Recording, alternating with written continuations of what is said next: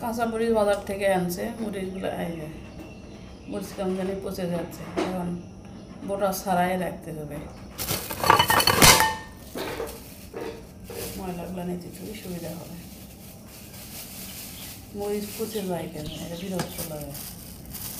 দেখি বোটাই ছাড়াই রাখি, কয়টা টিকে আর কয়টা থাকে, থাক সমস্যা নেই।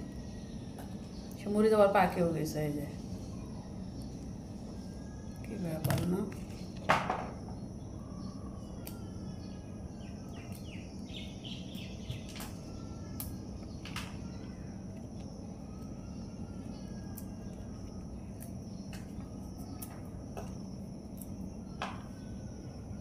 মরিচের বোটা ফেলায় রাখলে ভালো থাকবে মনে হয়।